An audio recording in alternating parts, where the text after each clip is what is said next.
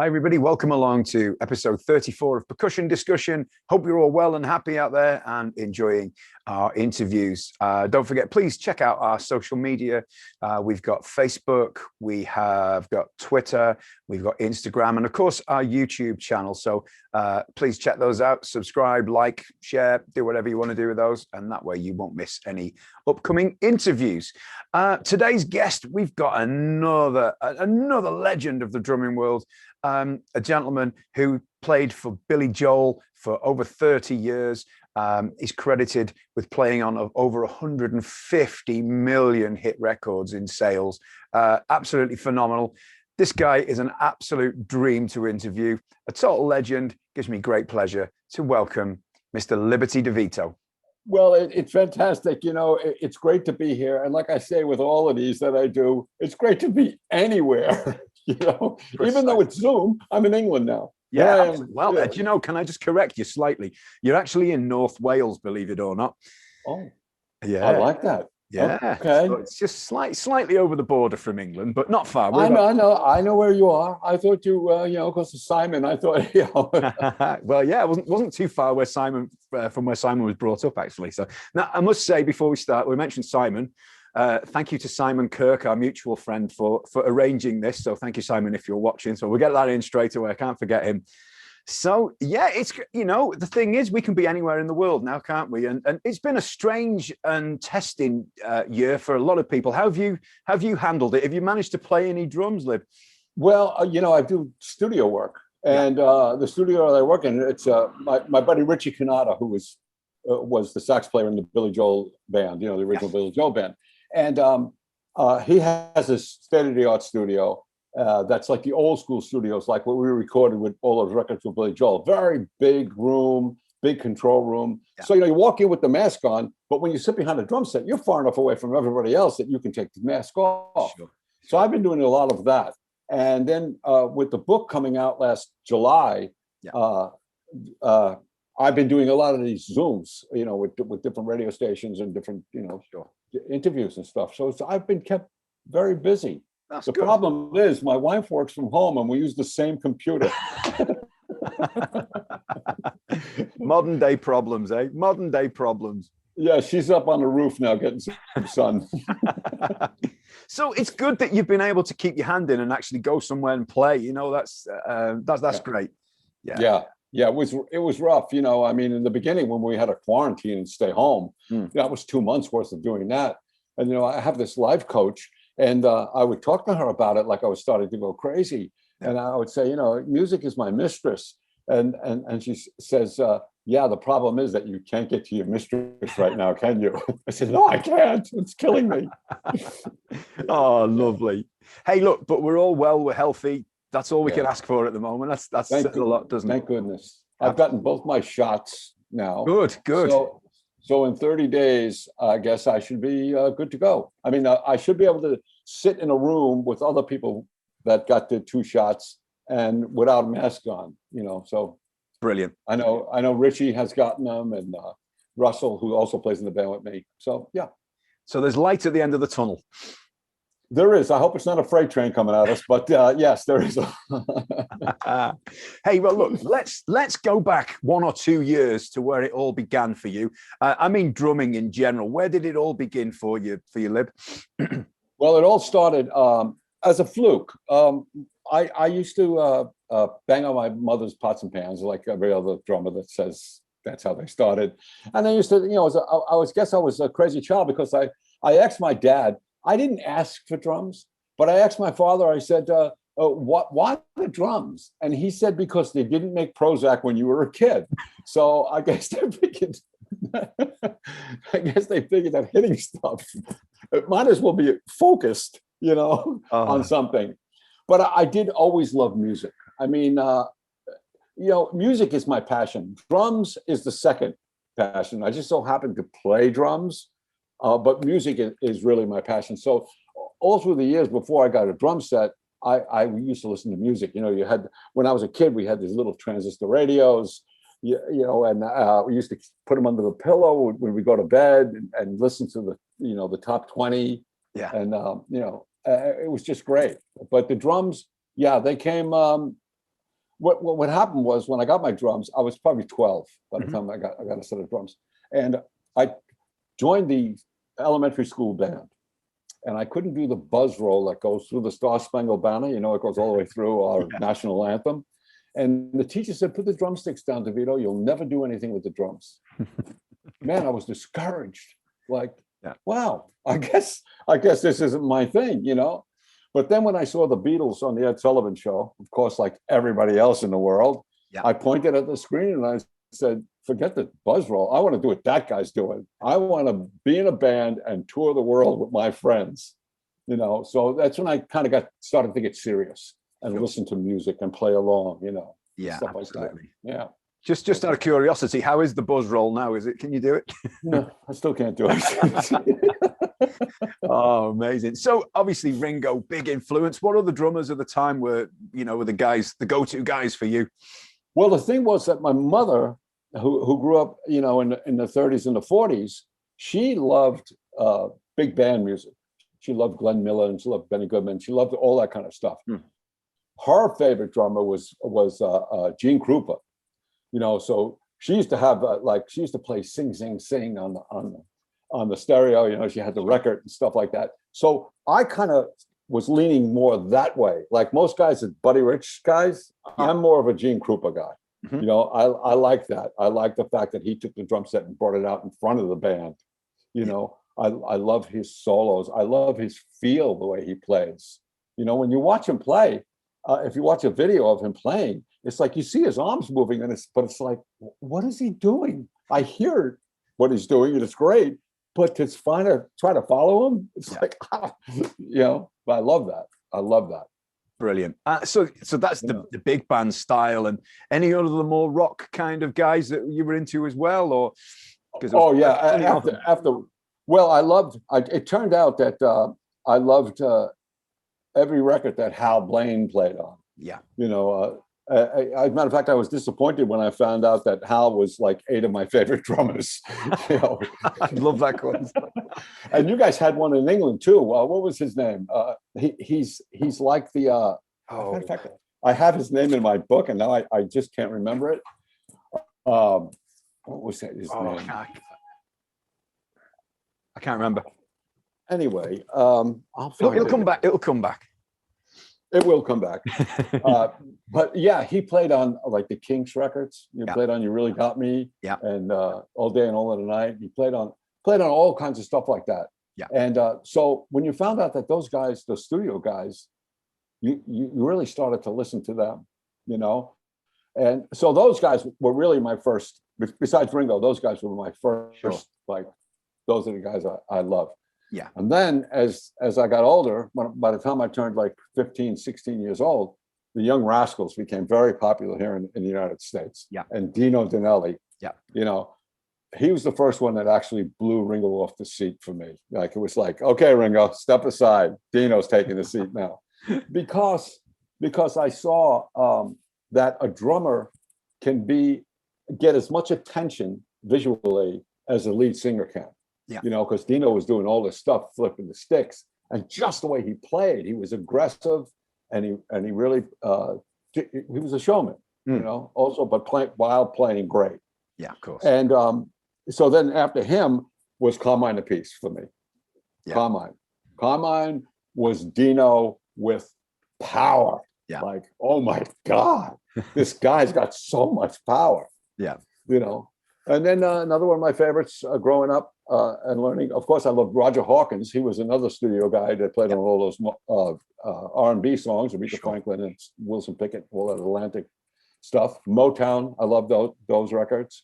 And England, Jim Capaldi from Traffic was one of my favorite bands ever. Yeah. In fact, when I first saw Billy, me and Billy knew each other by playing in a club together. Yeah. You know, he was in one band, I was in another band, and I was 17, he was 18. We used to pass in the dark, say hi. That was about it. But he sang a song one night that I thought, oh God, this guy's great. He's singing my favorite song. It was Colored Rain by Traffic. Yeah. And you can hear the Traffic influence in a lot of the songs that we did. Like on The Stranger, when we did Stiletto, it has that you know, that lope that Traffic had, that But Stranger has that. Yes. So does Stiletto. You know, that those 16s on the hi-hat. You know, it's so Jim Capaldi. I loved it. You know, 100%. so yeah, he was a big one. Then of course you go on to Bernard Purdy, Steve Gadd. You listen to all those guys. You know, Of course. but those ones in the beginning that develop your style, those are the ones. That's a pretty wide sort of range of drummers to take influences from as well, isn't it? You're going to be a pretty well-grounded player from taking bits from all of those guys. Oh yeah, and I never didn't listen to something like I remember listening for the first time to Dave Brubeck, Take Five. You know. Yes. And I went to a friend's house that played drums, and he goes, "Listen to this," and he played me far more drums. It was with Joe Murillo. It was a solo that Joe Murillo did after Take Five. You could hear that he had developed now playing in five, right? and it was the first time I listened to something and said, well, I'm never going to do that. So I'm going to move on and try to find out who Liberty Devitto is. Yeah. Without trying to do what Joe Murillo was doing, you know? But you know, that kind of sums, and I mean this in a totally respectful way. You're a no-nonsense kind of drummer. You play the song, you make it feel good, and that's what drums are about, isn't it? That's what they should be about. Well, that's exactly what it's about. I mean, I say it in my clinic that, you know, you go to a restaurant and there's a piano player playing in the corner and he's playing melody and stuff like that. You'll never go into a restaurant and see featuring tonight Steve Gadd on drums and just Steve in the corner playing drums. You'll never, ever see that. You know, we're not a melodic instrument. We do have the power and we are the center of a band.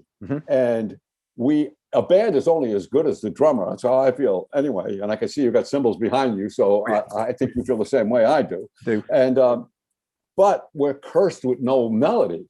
You know, we don't have any melody. Yeah. So, you know, we have to play second fiddle with everybody else, you know? You know, it's our choice, isn't it? And it's something very different, isn't it? But you've got that just, you play for the song and that's the way it should be. And, well, most kids that are learning, they hear these chops. They see Buddy Rich and they see these chops. They go to a drum clinic and they'll see somebody that'll just blow them away the way they play them. All these chops and stuff, double bass drum, all that kind of stuff. Yeah. My thing that I tell kids that happened to me was sit down and listen to a Bad Company song. See what Simon's playing. It's not hard. It's how he's playing it. Why does it make you feel so good? It's the way he's playing it. So I believe it's same thing with AC/DC. You know, what Phil Rudd played, you can play it. Anybody, you can teach somebody to play that in 2 seconds, but it's not going to sound like Phil Rudd. No. You know, it's all about that feel. And that's where Ringo got the short end of the stick. It was like, he's playing great stuff. Simple. But the feel was unbelievable. Yeah, totally. You know, so it's not what you play, but it's how you play it that I feel that's, you know, and a lot of kids miss out on that, like just learning that straight 2 and 4 and playing it for like 15 minutes without moving. Yeah, no fills, nothing. Yeah. No, absolutely. That sounds good to me. Well, look, let's move on a little bit. Do you remember the first time that, obviously you've talked about, you know, passing Billy in the dark and clubs, and do you remember the first time you heard his voice? Do you remember hearing him for the first time? I do, and that was in that club. Yeah, you know, he was in that band, the Hassles. He played organ, and his name actually then was Billy Joe, Joe, not the L. He didn't put the L at the end. Yeah, but yeah, I thought he was good. And then I heard this song "Piano Man" on the radio. Now, like I said before, I was really into R&B. I was into, you know, I had played with Mitch Ryder when I was 18 years old, and you know, he did Devil with a Blue Dress, Suck to Me Baby. He was kind of a blue-eyed soul, you know, Mitch. So I was into that kind of stuff. So Piano Man, it didn't thrill me. In fact, when I got the call that I was going to be able to audition for Billy, I was down in my parents' basement practicing the songs. that were on Piano Man and Street Life Serenada. And my mother came downstairs because she was a big R&B fan too. You know, she loved that R&B music. And she came downstairs and she said, "You're going to play with this guy?" She said, "Yeah, Ma, it's a gig," you know, because it was so out of my field house playing with, you know, listening to Piano Man. It was like, oh my gosh, you know.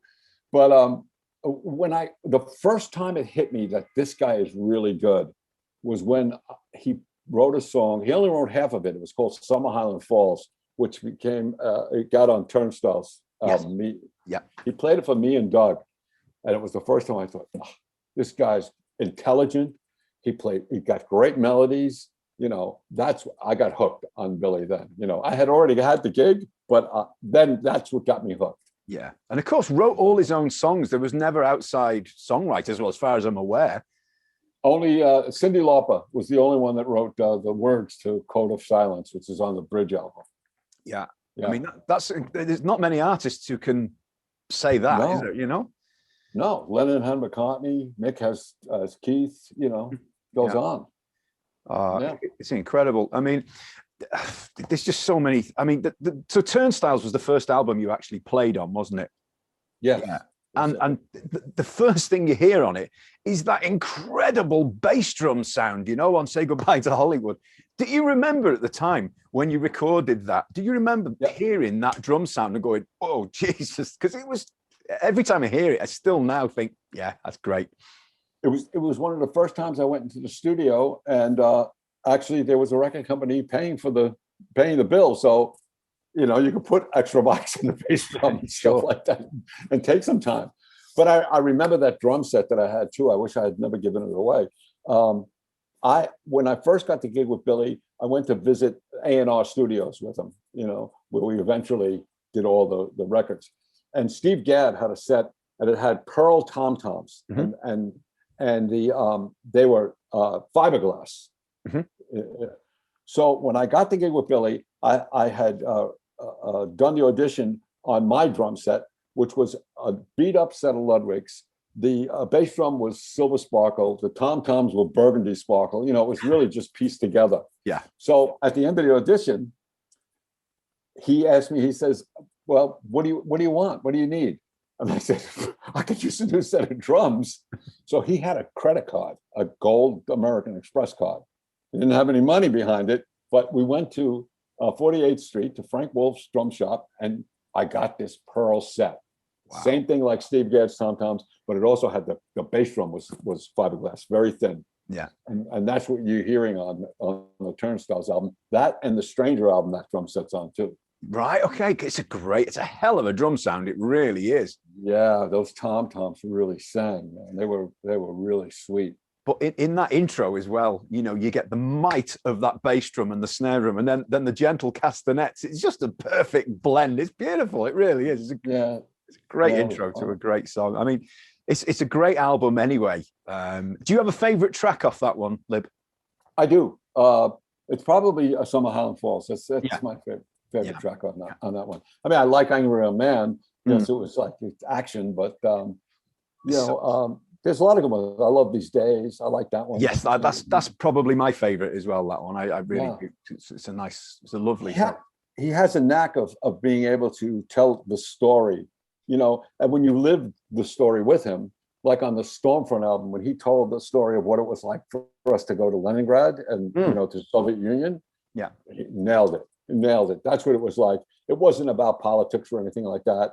You know, I mean, he builds up that song by saying what we had to do. We were given all this propaganda about these people who are going to destroy us and all this kind of stuff. And, you know, we found out that they were getting the same thing over there. Yeah. You know, we saw a poster of Uncle Sam pushing a hydrogen bomb in a baby carriage, you know.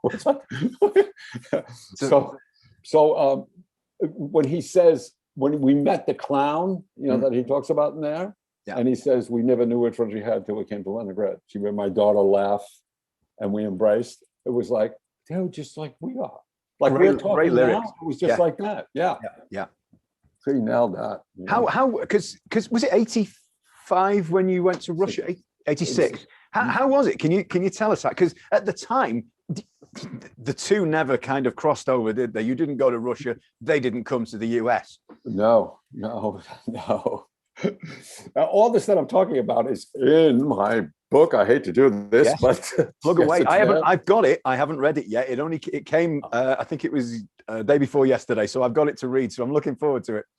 Yeah. Well, this stuff is in there. And, there was 3 different acts that were asked to go. Billy, Stevie Wonder, or Bruce Springsteen. One of them was in the studio recording their album. The other one was anticipating starting a tour. And we were already on tour. And the name of the album was The Bridge. It would have been perfect. The bridge, the connection, and everything. We played Washington, D.C., and people from the Russian embassy came to see us, and they graded every song. Really? Every song, yeah, to make sure that it would be okay for us to play them. The ones they had a question with was Goodnight Saigon, and Billy explained that it was like Vietnam was their equivalent to Afghanistan. Yeah. It was a war that they just couldn't win. Yeah. They didn't know why they were fighting it. They just couldn't win it. I think Allentown was another one because it questioned the unions, like the steel companies failing and the unions just saying, hey, tough breaks, but when we went there, I remember we did a couple of gigs in England first because we were using we used our gear, our stage and our drum, the drums, the keyboards, all that kind of stuff. But the PA and the lighting we got from a company in England. So they drove it over there. So we did a couple of gigs there first. I'm ready to board the plane. And all of a sudden I panic. And I think, oh my God, we're going to see the enemy. They're going to be 3-headed fire-breathing dragons when I walk off the plane at the other end of this. They're going to hate us. I'm thinking like, okay, I'm going on Lufthansa into the Soviet Union. Lufthansa, okay, German, okay, 2 world wars, okay, we beat them twice. Okay, now we're going there. I can remember Khrushchev banging his shoe on this podium and saying, "We will bury you," to the Americans, like that. It's like, oh my God, what am I doing? And then all of a sudden it hits me. My name is Liberty, and I'm going to the Soviet Union. Oh dear. Oh God! But and then when we got there, they took our passports, which was a surprise to me. Yeah. And then they shuffled me onto a plane with a couple of other guys in the band to go to Tbilisi, because that's where Billy was. We landed in Moscow. They sent us to Tbilisi. Yeah. Because there was this group that did these chants at this monastery way up on this hill. And Billy wanted to do like the oldies, the a cappella stuff, while these guys were doing their chants, which we did. We went there. Now, I don't sing. So when I asked Billy, why am I here? And he said, I needed you for comic relief. He was so nervous. So it was nerve-wracking. And the first show, oh my God, I thought we were dead. Because only people from the party, the Communist Party, could buy tickets. Really? And, wow. Yeah. And then there's a couple of stragglers. But so we start playing, and you can see people putting their hands over their ears, like it's too loud, making faces and stuff like that. And Billy's playing piano, looking at me and going, "We're dead. We're dead." But then he hears cheering from the back of the crowd. And he says, he makes an announcement. He says, "Look, we are showing you how it takes place in the United States. This is all the equipment that we use in the United States. It's loud now, and it could get louder. If you don't like it, if it's hurting your ears, why don't you move to the back? And people in the back that are cheering, give them your tickets so they can come down front." Well, that was it. Once they came down front, it was over. They loved us. Yeah. And in the beginning, the soldiers, if people stood up, the soldiers would push them down in their seats again. Wow. But that all ended. By the time we were done, there was a soldier on the stage throwing his hat into the crowd. So you won everyone over on that one then? Oh, everybody. As a matter of fact, the last show that we did in Leningrad, they went so crazy that they moved our entire stage back about 3 feet. Wow. Yeah. That's incredible. Yeah, it was amazing. Broke chairs in the front row, and it was like a metal concert. So have you been back since to Russia?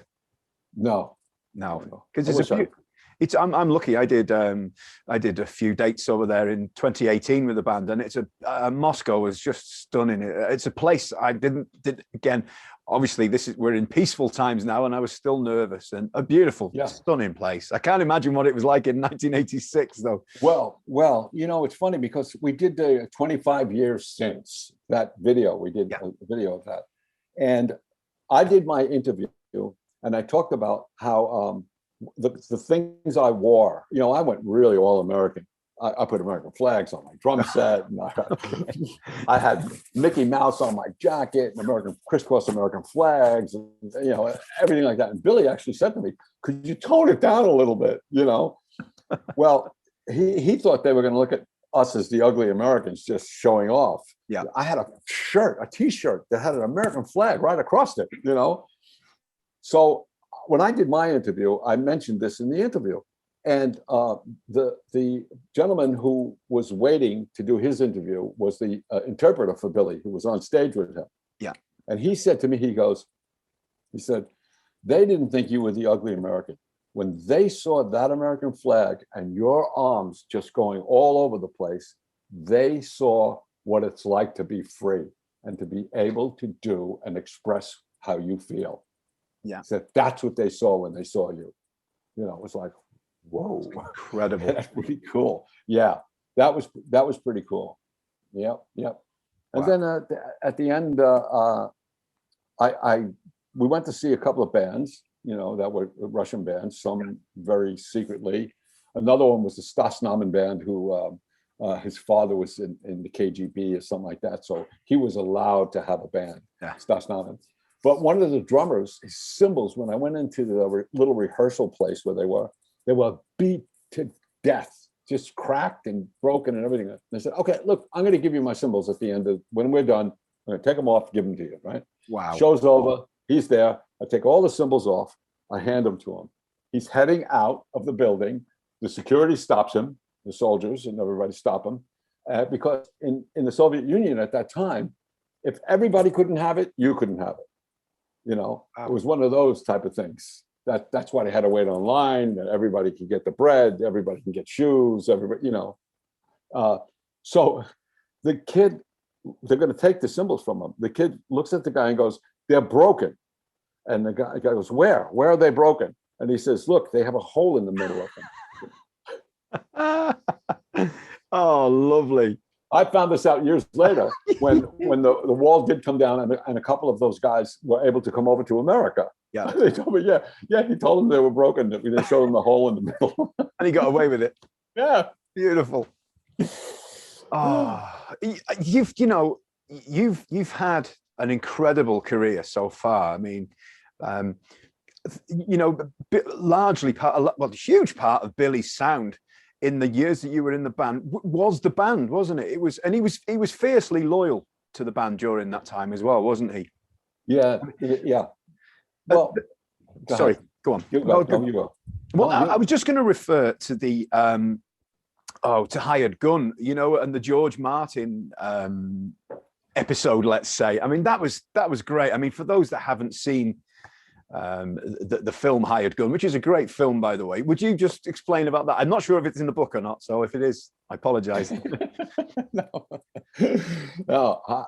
Actually, the book is more of an awakening of like, you're getting older. Let's have peace. Yes. Where Hired Gun was mine and Russell's and everybody else that was in Hired Gun, their share to be able to say, look, this is what really happened. Yeah. We're not covering it up through publicists and we're not covering it up through management. It wasn't a difference in musical tastes. No, that's not what happened. Yeah. But what was the question? It was the George Martin. Yeah. That was big deal. We're playing on the Turnstiles tour, and Billy's looking for a producer to produce the next album, which became The Stranger. And we play for George Martin. We're doing this gig, and he comes down. And then Billy, we were all excited, like, oh my God, it's a Beatles producer. This is unbelievable. So Billy goes and meets with him, comes back to us again, And we said, so what do you think? What do you say? He loves us, right? What do you think? And Billy says, he wants to produce me. We're like, great, this is great. But he wants to use studio musicians. We're like, what has he done since the Beatles? Nothing. He didn't really do anything good for Jeff Beck. America, who cares about them? You know? So yeah, the fact that he said, love me, love my band to George Martin, I think he was loyal, but he also knew what he had. Yeah. Now you got to remember that me, Russell, and Doug, and Howie Emerson at the time, who played on Turnstiles with us, were a band called Hopper for years. So that's why that was so tight. That band was so tight. And then just with the inclusion of Billy and Richie Cannata playing sax, you know, how could you go wrong? You got a bass player and a drummer that's been playing together for years. You know, every move we make, each one of us, you know. Yeah, like a telepathic thing going on, yeah. Yeah. So he knew what he had. He just, he did go out on a limb, though. That was really going out on a limb to say that to George Martin. But that says quite a lot of, you know, what he thought of his band at the time. And, well, the rest, as they say, is history. The rest is history. Thank God we got Phil Ramone, because he was Uncle Phil. You know, we call him the fifth Beatle. You know, Phil was in the control room. He taught us how to play in the studio. You know, I mean, we kind of knew what to do, but not really. Yeah. I can remember doing "Moving Out" was the first song that we actually recorded for The Stranger, and Billy wanted me to play like in the beginning with the line. He wanted me to play with the piano line, but he wanted me to play boom. Phil walked up to the drum set, looked me right in the face. He goes, boom, boom. Says, that's what people want to hear. They don't want to hear this fancy stuff. They want boom, boom. That's what they understand. Yeah. So it's like, yeah. But then he did say, he says, I want you to be the rock and roll animals that you are alive. Yeah. But he kind of like, you know, toned it down, you know, like somebody said, it was like, I sounded like I played what I played, but it sounded like my testicles were tied to the drum stool.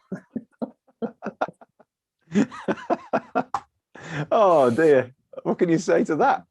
No. Well, look, speaking of Phil Ramone, obviously the work he's done stands for itself. Now, I was having a chat with a friend of mine, a great drummer over in the UK, a guy called Steve Barney, and he just sent me a text literally half an hour ago. And he said, my friend, he said, is a massive Billy Joel fan. Would you ask this question on his behalf? And the chap's name is Richard Chance. I don't know him, but I'm going to ask it. And it said, I'd love to know what Liberty remembers of the making of the Stormfront album, obviously with Mick Jones producing. And it says there's little documented in the Billy Joel world, and it stands out as a radically different production from obviously the Phil Ramone years. So I've asked it. So over to you. Well, don't forget, it wasn't only just a different production; it was a different band too. Of course, at the time. Yes. We were on the bridge tour when Billy told me. He says, "What would you think about going in the studio, just me and you, and a whole bunch of new guys?" You know, that's when that question happened. Of course, you hear it in Hired Gun. Yes. We talk about that. And so, for me, as far as drums go, I think Skylar Deal, the bass player, the new bass player, added that kind of, you know, a black bass player will play different than a white bass player, and he added that to Stormfront, you know, and to my drumming, you know, really solid. Yeah, you know, I remember Doug Stegmeyer took classical lessons and upright bass jazz lessons, so he had a lot of that influence in his bass playing, you know. Where Skylar was more of a solid kind of thing. Also with Skylar, we would get a take of the track, and then Mick would make him come into the control room and plug into the board and listen through the speakers, and then play along with it, because the drums were there. Now he wants Skylar to get like right in with the drums. Yeah, right. You know, so we had that going for him. And Mick had a great engineer who got great sounds. And Mick had some great things. You know, it's funny. You mentioned Mick Jones. He came to rehearsal. We were rehearsing a couple of songs for Stormfront, and he brought this guy with him. You know, and this guy, you know, they rode motorcycles. So they both had helmets on and stuff like that. And he introduces me to this guy, and I didn't quite catch his name. And he said, what do you think? And I said, I don't know. Who is he? He goes, that's Simon Kirke. That's the guy that plays in Bad Company. I said, oh my God, are you kidding me? That's what first time I met Simon. Really? Wow. Incredible. Yeah. So, recorded with Mick. Also, at the end of I Go to Extremes. Yeah. I go to the bell of the cymbal. Because Mick said, look, when you get to the end of the song, an English drummer would go to the bell. Take it up a bit. Yeah. Going to the bell. Oh, but yeah, he was great. I got to play on his record then because of that. Right. Well, that's answered his question, you know, and it's a great album. It is quite different, isn't it? Some great songs on there. There's great songs on all the albums, obviously. And another album, Innocent Man. Easy Money. What a great song. That is just. I have to ask, the snare drum thing on the beginning was that always intentional? Just the four cracks of the snare. Yeah, just it's a great count off. It is. It just works. You know, I used that for you may be right live when we used to play it. Even four cracks on the snare. You know, four cracks are great. You can't lose with four cracks. But that song is such a great. I mean, can you take us to the recording of that? Because that is one of my favorite days ever in the studio. Really? Yeah. Now it was the Billy Joel band, myself, Russell, Doug, David Brown, Richie had already left the band. So it was just us. And then Phil brought in some studio guys. Mm-hmm. Eric Gale on guitar, Richard T on keyboards. Oh yeah. Leon von what's his last name? Von Darvis on Hammond organ. Yeah. Michael Brecker on saxophone. You know, all those kind of guys. That level. Background singers were in the booth. That song was recorded all at once. The only thing Billy did, he sang in a booth. That's what he did. That's a live recording. Yeah. Wow. Yeah, live in the studio recording. That's incredible. It's so tight. It's the most amazing thing because Phil had me up really high and I can look down on all these players, you know, and see Cornell Dupree, like this player that I heard a million times on records. Yeah. You know, just playing that rhythm. Wow, this is Richard T rocking back and forth like he always did, you know. So it's crazy. Totally live, total one take live. That's incredible. Yeah.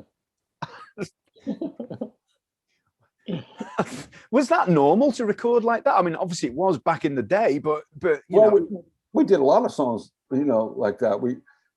Phil we used a click or shaker or something like that. But the only reason why sometimes we used a click was because we would find the best tempo for the song. Now, you know, as well as I know, as well as most drummers know, when you play to that click, if you go off the click, it's cool. Phil would pull the click out. Yeah. Now, if we messed up or something like that, usually if you're going faster at the end of that song, when you start the next take, you're going to start at that tempo you ended at. Yeah. So the click was always to bring us back to where we were. Okay. Yeah. But there were many times that Phil would pull the click out once we lost it because the energy of the song was so great. Yeah. Like sometimes the fantasy, if you put the needle on in the beginning, it's one tempo. If you put it on at the end, it's another one. But the energy, it builds into this thing. That's music, isn't it? It's music. Yeah. Yeah. Phil loved that, you know. But that for me is a standout song. I just think it's just power, energy, as you say, and it's great playing. I mean, the brass playing on it, the vocal, it's perfect, isn't it? All there at once. No overdubs. Can you remember? Was there anybody filming that at that point? Is there nobody just? I don't get. There was no iPhones yet. Nobody could do that. Oh, what a shame! Because that would have been a great sight to see for a great documentary. That wouldn't it? Oh, after I listened back to it, I told Phil, I said, we should go play Saturday Night Live right now, just like this, just like play Saturday Night Live. Let's go right now. Oh, I totally understand that. I really do. Wow, incredible. Now, look, obviously, you've been part of the Billy Joel band for a long, long time, but you've done plenty of sideman stuff as well. Sessions, and I was having a look. You've done some stuff for Meatloaf as well, haven't you? Was it the Dead Ringer album? Yeah. And you were in good company with Max Weinberg, who I believe you shared the tracks between you on that. How do you mind saying how that gig came about? I got a call from Meatloaf. From himself, literally. Yeah. Hi, Liberty, this is Meatloaf. Yeah, hi, this is mashed potatoes. What do you want? No, he called me. He said, would you, be interested in playing on my record? Sure, why not?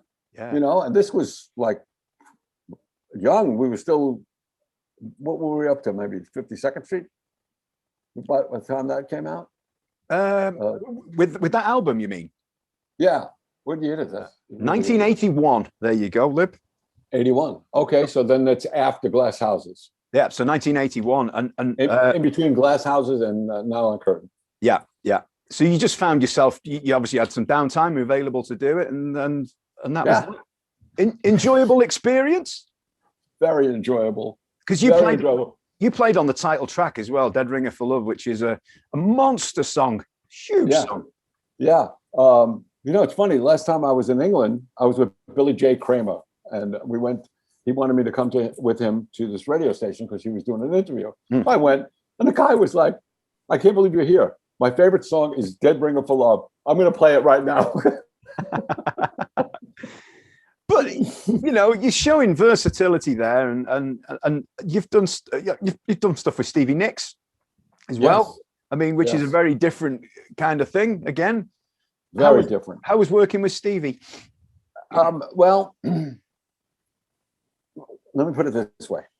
When you're in a band that are all your friends, you can screw up. The other guy will cover for you. When you're in a band that you're just meeting these players and they're top session players, like there's no room to screw up. Yeah. And I was always into like, let's have fun on stage. Come on. They were like very serious. Oh, really? And and I know they didn't they weren't born in California, but they all went to California to play, and they have a certain style there. Like the Eagles have a certain style way of playing and stuff like that, and then New York had a certain way of playing, and they were very, very, very, very laid back. Where on the East Coast we're like very aggressive, kind of in the front of the beat, you know. So we kind of clashed a couple of times. And it wasn't until we played Saturday Night Live that Wizard, the bass player who was playing at the time from a group called Mother's Finest, he stood in the middle of the floor at Saturday Night Live and he said, "Now I know why you play like you play. Everybody's like you. Everybody's in a hurry to get somewhere." So not exactly a compliment then. Not exactly a compliment, but it's like, yeah, that's it. You get it now. Yeah, let's go. Yeah. When I played with Mitch Ryder, if the tempo for Jenny Takes a Ride was dun, dun, dun, dun, dun, dun, dun, he played it like this. Dun, dun, dun, dun, dun, dun, dun, dun. It was like always faster, more aggressive, go for it. Oh, amazing. But look, there's one more name I'd like to mention, and it's quite a big name all over the world. And I think you started off with the Ed Sullivan Show and the Beatles, and that's Paul McCartney. Oh, remind me, what band was he in? See, you got the chance to play a couple of songs with Paul, I believe. I don't know, is it 2 songs or a song? Yeah, two songs. That was a thrill in itself. I mean, it's funny when you read the book, I talk about what it was like getting the phone call to go into the studio, but I don't talk about the session. I just finished doing the audio book, and I included the session in there. Right. You know, Okay. like, man, let me tell you something. Meeting Paul McCartney. Now, this is what happened. You get the phone call to come down, and Phil Ramone wants us there early. Phil's producing it. He wants us there early.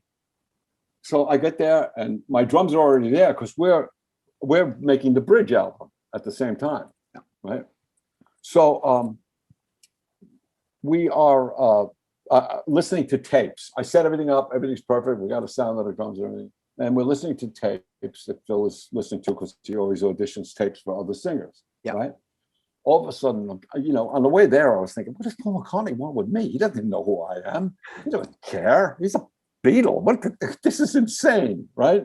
It was like, to me, it was insane that this meeting was going to happen. I'm going to be in the same room with someone that I listened to all my life, right? He doesn't know me. Door opens. Linda McCartney walks in first.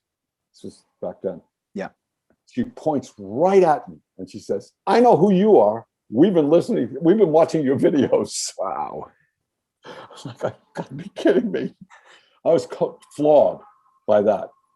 Then he walks in. I don't think the parting of the Red Sea could have been greater than this when he walked in the room. So he walks up to each one of us. Can you hear that out there? Yes. Siren just went by. Yeah. And he walks in the room, and you know, I shake his hand. I say, "Hi, Liberty. This is nice to meet you." And then he goes to meet the other guys, and I walk out behind him.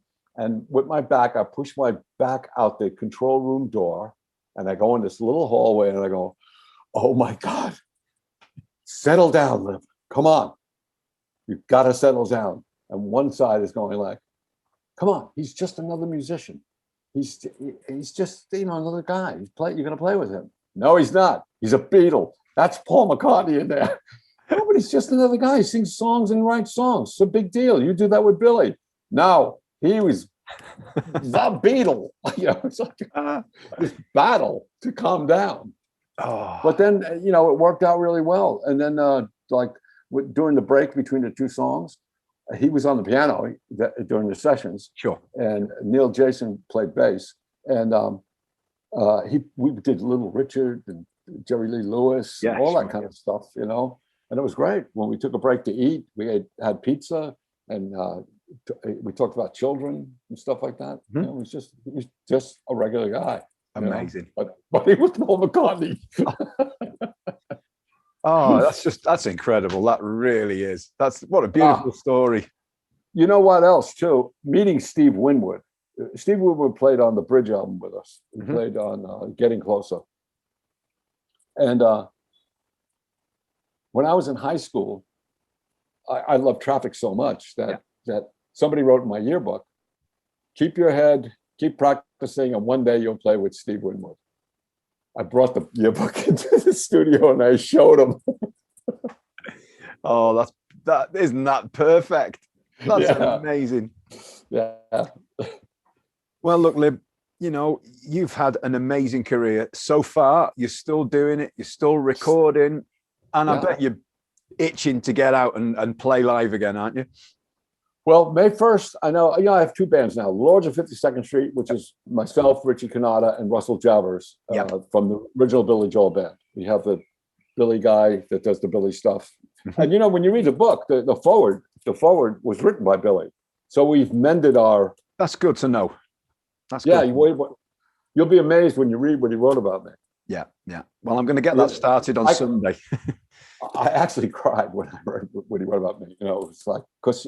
You know, and in this business, nobody ever acknowledges what you do. It's just, that's what you do. You know, it's like when somebody hits a home run in baseball, it's like, yeah, well, you should be able to do that. You're a professional baseball player, you know, or something like that. You know, so when he acknowledges what that first band did for him, you know, and it was really a touching moment when I read it, when he sent it to me. You know, and then in the audiobook to hear him actually saying it, it's like, whoa, this is pretty cool. So those bridges are well and truly repaired now, and you're friends again, and that's great. That's great, because it was it was pretty nasty at the time, wasn't it? And yeah, it was bad. Yeah, it was really bad. It was like a knockdown fight. Every interview was a knockdown fight, Yeah. But I got that, and my other band, the Slim Kings. Yes. We're playing May 1st somewhere. We're starting to do outdoor gigs. Starting to warm up here, and we're going to do outdoor gigs. And May 1st is the first one with the Slim Kings. Now, the Slim Kings, the reason why I play with the Slim Kings is because I got these young guys, right? The Slim Kings, I'm the old school guy. The other guys are in their early 30s. Yeah. Because everybody that has had a career like mine, once they leave that band and they start another band, it sounds like the band that they just left. Kind of like classic rock. I didn't want that. So the Slim Kings gives me the old school thing. That's what I do. And they have the young ideas. And the funny thing is that they'll come into me and they'll say, look, we want to do a song with this kind of beat. And they'll play me a hip hop song. And I'll go, that's an old Motown beat that they sampled. That's what it's really like, music today. It's like they're taking old stuff and just making it current with new lyrics, new different chords or something. But the rhythms are the old school rhythms again. So that's what's great with the Slim Kings, and we're playing on the 1st. I think the Lords was supposed to play the same place on the 9th, but we moved it to September just to be cool. Yeah, of course. So yeah, I'm playing. Tuesday I go in to do a week of sessions with this fella that writes songs. Yeah. So life's good at the moment then. Life's really good. Yeah, life's good. Well, look. Liberty, thank you so much for giving your time. I really appreciate it. It's been an absolute pleasure. I said it'd be half an hour. I always say it's going to be half an hour, and it never is half an hour. Never. So I appreciate everything you've done for me. It's very, very kind of you. And so we wish you all the very best for the future. Well, I wish the best for you too. And if there's anything I can do, let me know. That's very kind of you. Thank you very much. All right. Thanks, Lib. Take care. See you soon. Bye-bye. All right, buddy.